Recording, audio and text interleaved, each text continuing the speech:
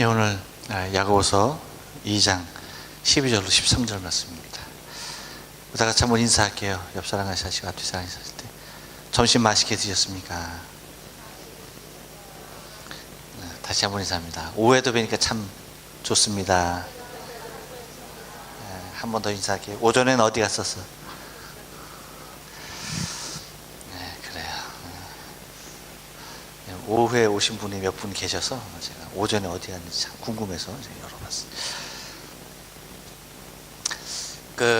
하나님이 우리에게 주신 정말 최고의 선물이죠. 최고의 선물. 많이 있어요. 그 중에서도 인간에게 만약에 이것이 없었다면 우리의 삶은 어떻게 됐을까 싶은 것이 하나 있어요. 그것이 뭐냐면 자유라고 하는 거예요. 자유. 우리는 그 자유민주주의 국가에서 살아요.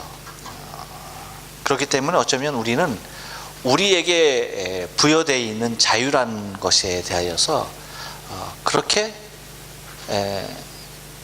피부 깊이 느끼지 못하는 상황 가운데 그냥 이것이 당연한 삶으로 알고 살아가는 경우가 많아요. 근데 여러분, 행동이 제약이 따르고 말에 제약이 따르고 내 생각과 판단에 제약이 따르는 그러한 사회 체제에서의 우리의 삶, 내 나름대로의 표현을 제대로 하지 못하는 그러한 삶, 또한 어떠한 표현을 내가 하기 싫음에도 불구하고 강제적으로 그것을 하지 않으면 안 되는 그러한 타율적인 삶을 살아갈 때에 지금 우리가 살아가는 이 자유라고 하는 것은 아마 그곳에 사는 사람들에게 있어서는 천국의 삶과도 같게 느껴질 거예요. 그래서 하나님이 우리에게 주신 여러 가지 축복 중에 가장 귀한 선물, 그것은 우리에게 자유의 의지를 주셨다는 거예요. 내가 그래서 내 스스로가 판단하고 생각하고 결정하고 표현하고 할 수 있는 이 모든 것들이 내 안에 주어져 있다는 것이 얼마나 감사한지 몰라요. 할렐루야. 네, 그래요. 우리 권사님만 참 인생을 한참 사셔서 그것이 얼마나 소중한 걸 아시는 것 같아요. 다른 분들은 어떻게 해서든지 조금 생각을 정지하고 그냥 이렇게 좀 이렇게 가만히 이렇게 정신이 쉬기를 원하시는 분들이 이렇게 좀 계신 것 같아요. 점심도 먹었으니까 그냥 내 정신이 그냥 이렇게 딱 스위치를 딱 풀어놓고 탁 아무 생각 없이 그냥 고요한 묵상의 세계로 좀 이렇게 아주 숙연하게 들어가고 싶어하는 분들이 계신 것 같아요. 옆 사람에게 얘기해줘요. 자유. 그것도 자유니까 그렇게 매우 중요한 거예요. 근데 여러분, 그것이 우리의 삶 가운데 이 자유가 그렇게 우리에게 중요하고 아름다운 것임에도 불구하고 이것이 잘못될 때에 이것에 대한 부작용이 방종이라는 것으로 나올 수가 있어요. 자유가 일정한 틀을 넘었을 때에 그것은 오히려 그 자유가 그 사람을 망가뜨리게 하는 경우를 바라보게 되어져요. 여러분, 요즘 매스컴에서 화학적 거세라는 얘기 많이 듣죠? 들어보셨죠? 화학적 거세가 뭐예요?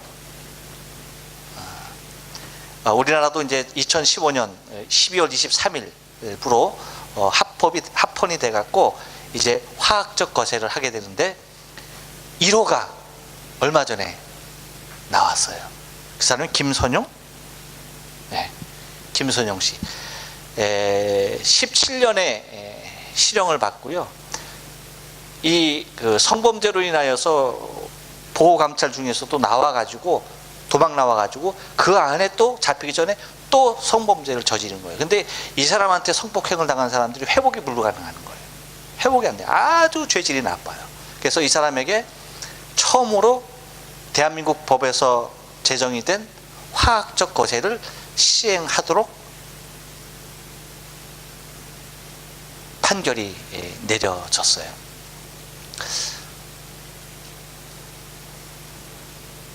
어때요, 여러분? 근데 여러분들이 좀 판단하기, 우리나라에서 이제 그렇게 됐지만 일부 선진국에서는 이미 오래전부터 시행이 됐어요. 물리적 거세하고는 좀 다른 거예요. 화학적 거세는 이제 물리적 거세는 고환을 이제 제거하는 수술을 통해서 이제 성기능을 이제 못하게 하는 거고, 그 다음에 이제 화학적 거세는 약물을 통해서 이제 성적인 욕구를 이제 떨어뜨리는 거예요. 그래서 덴마크에서는 1929년에 이미 물리적 거세를 시행을 했고요. 73년부터는 이제 화학적 거세도 이제 병행해서, 그래서 덴마크가 가장 일찍 지구상에서는 시행한 나라가 됩니다. 스웨덴도 1944년부터 물리적 거세를 하고 있어요. 독일도 1969년부터, 그리고 1970년 그 다음 해부터는 화학적 거세도 병행해서 실시를 합니다.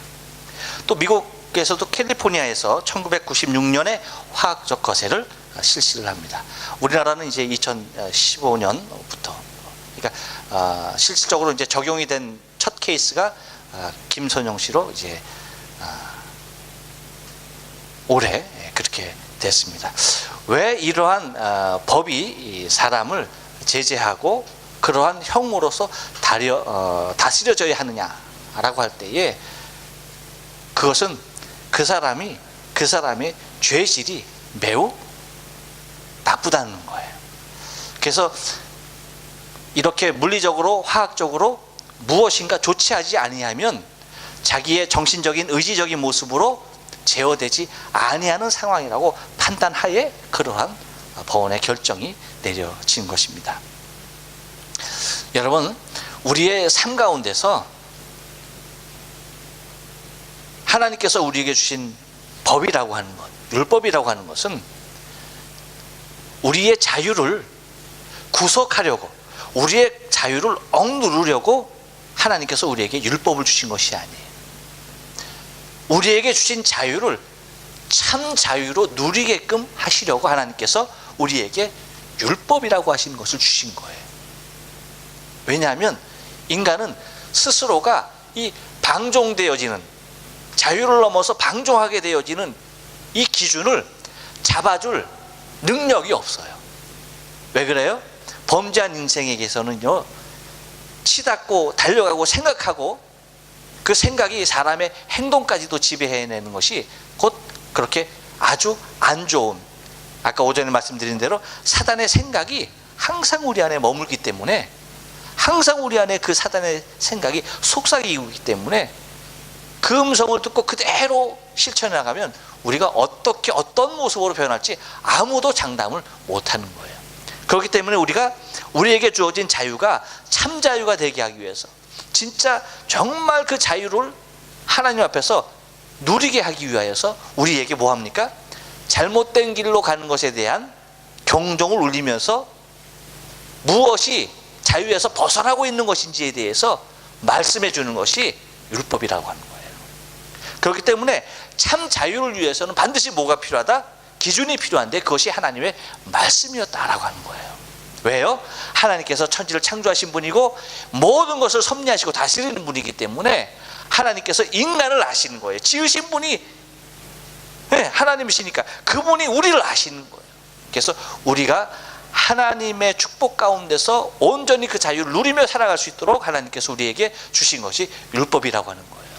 그런데 사람 간에 서로 율법으로만 다가가서 좋지 아니하는 또 하나의 율법, 그 이상의 최고의 법을 하나님께서 우리에게 허락해 주시는 것이 오늘 본문에 야고보 기자를 통해서 소개하고 있어요. 그것이 뭐냐면 옆 사람에게 얘기해 줍니다. 국률입니다. 국률입니다. 불쌍히 여기는 마음이에요. 이 불쌍히 여기는 마음이 뭐예요? 우리에게 있어서 우리가 당할 심판까지도 넘어가게 하는 놀라운 축복이 아닐 수가 없어요. 그러니까 누군가를 향하여서, 그를 향하여서, 그 상황을 향하여서, 그를 향하여서 불쌍히 여기는 그 마음이 얼마나 중요한지, 그렇게 국률로 행하는 모습이 얼마나 중요한지에 대해서 이야기하고 있는 것입니다. 그래서 오늘 본문에서 너희는 자유의 율법대로 심판을 받을 자처럼 말하고 행하기도 하라. 그러면서 국률을 행하지 아니하는 자는 국률 없는 심판이 있으리라. 그러면서 국률은 심판을 이기고 자랑하느니라. 그러니까 너희가 만약에 국률을 베풀면서 살면 하나님께서 뭐 하겠다? 너희에게 국률이 대하시겠다는 거예요. 하지만 국률이 없는 삶을 살면 하나님께서, 하나님의 심판도 우리에게 무엇으로 오신다? 국률이 없는 심판으로 오는 거예요. 성범죄자에게 모두 다에게 여러분 화학적 거세를 명하는 건 아니에요. 그렇죠? 뉘우침이 있고, 그리고 삶의 개선의 모습이 보이면은 법도 뭐 하는 겁니까? 그렇죠. 법도, 이 세상의 법도 그 사람의 모습에 따라서 형량이 변동되게 적용이 돼요. 하물며 여러분, 하나님께서 우리에게 자유의 율법을 주신 우리 하나님께서 우리가 하나님이 명하신 국률의 모습으로 행하며 살아가는 자들에게 하나님의 국률의 심판이 우리에게 있음을 기억해야 돼요. 또한 이 국률이라고 하는 것은 내가 받을 심판조차도 이기게 하시는 최고의 자랑거리가 되어진다는 사실을 잊지 말아야 돼요. 여러분, 국률이 행할 수 있길 바랍니다. 자비로 행할 수 있길 바랍니다. 사랑으로 행할 수 있길 바랍니다. 그것이 하나님의 놀라우신 사랑, 진정한 자유, 그것이 내 안에서 풍성해지는 귀한 믿음의 삶인 것을 바라볼 수 있어야 합니다. 기도하십니다.